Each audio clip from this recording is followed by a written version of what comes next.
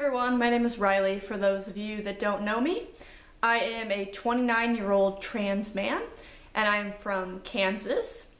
I am currently living in Australia and I am pre-testosterone. And if you don't know what that means, then this is the perfect video for you.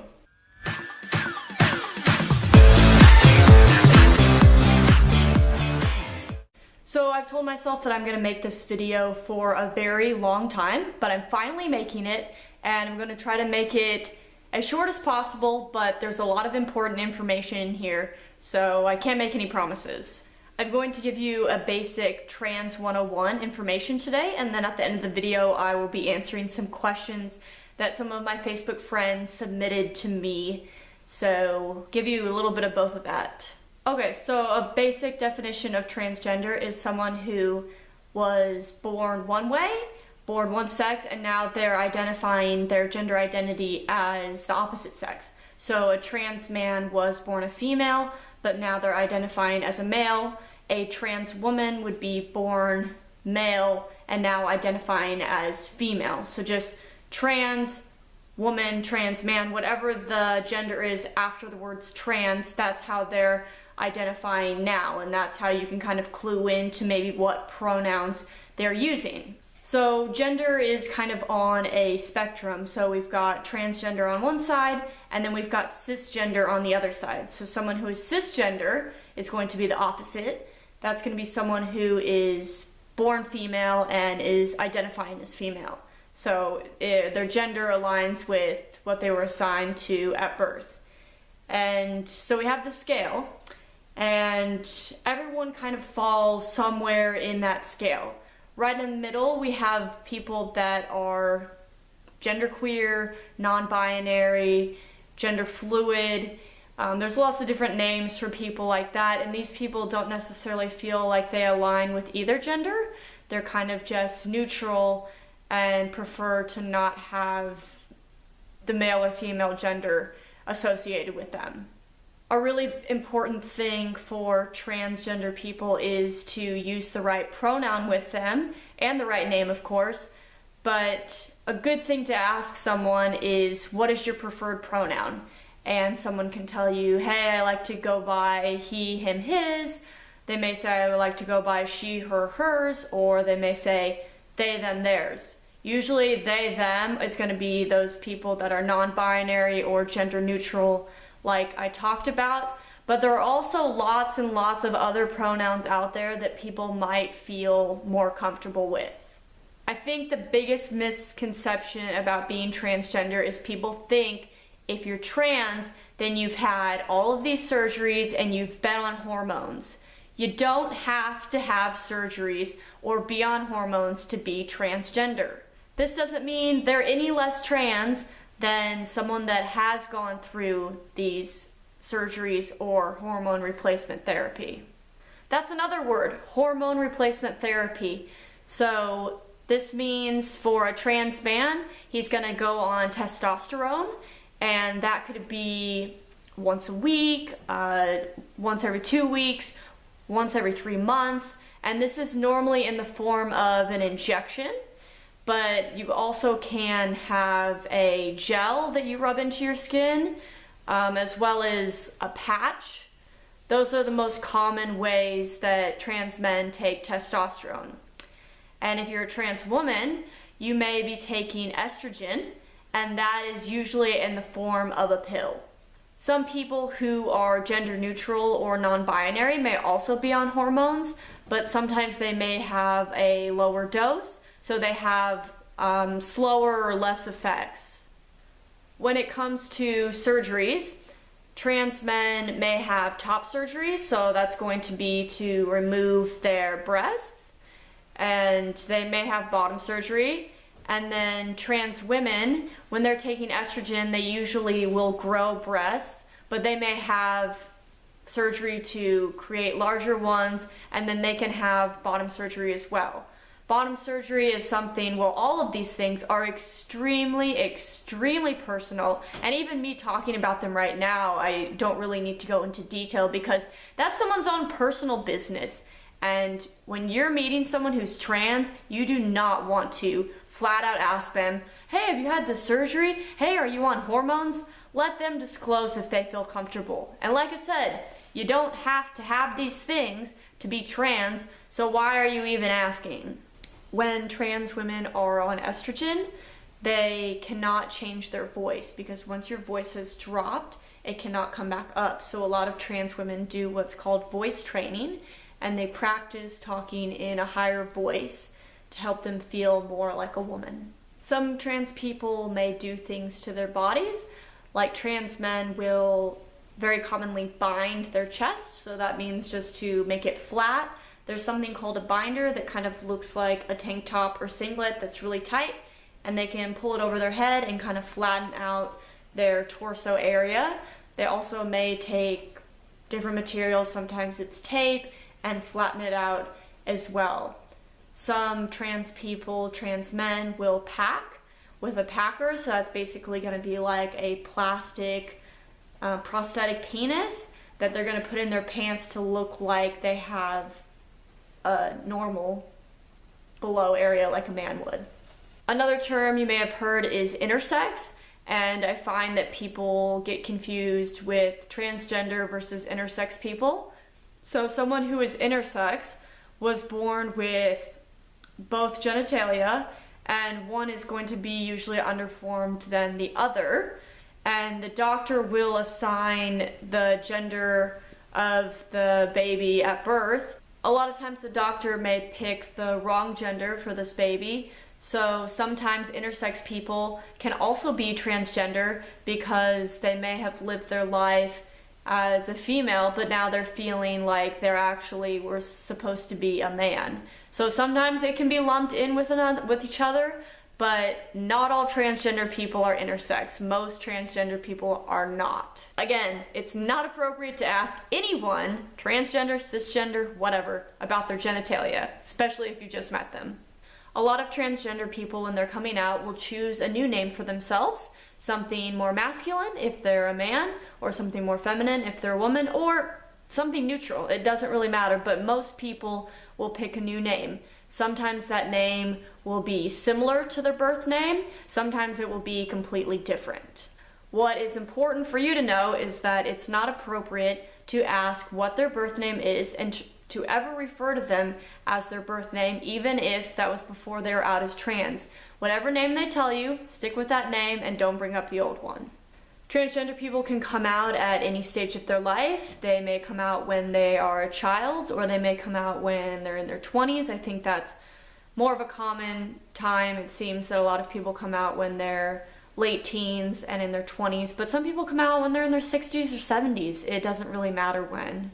Not all trans people know that they've been trans their whole lives. There's no one right way to be trans. You don't have to just be born and then automatically know. You don't have to know by the time you're 15. You don't have to know by the time you're 50. Or maybe you've known your whole life. There's not one right way, like I said. Just because someone identifies as a man or a woman or non-binary, that doesn't mean they're going to necessarily be dressing the way that you would think. So if you're a trans man, you may not necessarily be wearing a tie every day or have short hair. You can look however you want and identify as any gender you want to be. And someone who's non-binary can look androgynous, or they may look completely to you like a man, completely like you as a woman, but they're still non-binary. So when someone's trans, that is not necessarily has anything to do with their sexual orientation. Someone who is trans can also be gay, they can also be straight, lesbian, bisexual, any of that jazz. Okay, so now hopefully that's just some basic understanding. Now I'm going to move on to the questions that I have. Okay, first question is, if you could tell your 13-year-old self one thing, what would it be? So when I was 13, I had no idea that I didn't really think that I was trans. I didn't think I was going to come out as a man. I felt masculine my whole life, but I can't say that I knew when I was a child that I was a man. I don't think I really had an understanding of any of that. But when I was 13, I think I had a hard time fitting in with other girls, and I guess I would just tell myself to be yourself. But it's easier said than done, because when you're in middle school, it's a very, very judgmental time. So I don't even know if that advice would be good, but I think that's good advice for any 13-year-old, really. Just be yourself. Do I wish that I started my transgender journey earlier in life, or am I happy that it started now? I think it's happened for me at the right time. I've really taken my time to think about it all and go through the process slowly and all of that. I don't feel like it's been rushed, and it's been at a time when I've really been confident in who I am and been independent and self-sufficient, so I think that's really helped. I think it would be harder when I was younger and dealing with high school pressure or living at home. I think it's best for it to be now, especially because if I want to take hormones or have surgeries, I can be financially independent and pay for that on my own. What has been the most difficult part of being transgender? One big thing for me that's difficult right now is being misgendered, and that's mostly in public. Being called a lady or being called ma'am sometimes can get to me, and I understand why people do it. I have a female voice. I don't really have too much of a female body, but I still do have a female body, so I can understand that, and that sometimes does bring me down. I think also dealing with people not understanding who I am and why I'm choosing to live this way. It's not really choosing, but I guess, yeah, just people not understanding really what it means to be trans, what it's like for me, what it's, having empathy for being inside my body. But this is why I'm trying to make this video, to hopefully help those people out. It also just adds a lot of unnecessary stress to a lot of things, like you have to come out at work, you have a harder time dating because a lot of people aren't open to dating trans people. It just seems like everything, it just makes it a little more difficult, but there's a lot of great people out there, so at the end of the day, it's worth it. If people misgender you, how do you correct them, or do you correct them at all? So I actually just made a whole video about this for a F2M collab channel that I am a part of, but I used to not correct people on my pronouns, but now I tend to do it. I usually do correct people in public, but I always say it kindly, and it's just, I say I'm not angry, I just want you to know this, and they say, oh great, thanks, and then just move on. That's all. It doesn't have to be a big deal. If you have children, will you be honest with them that you are trans and about your journey?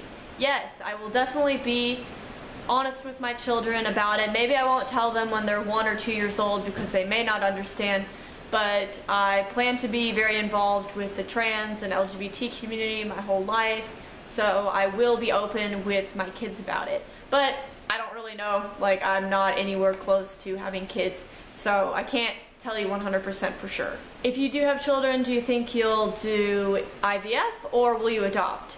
So part of being on hormones is it can make you infertile.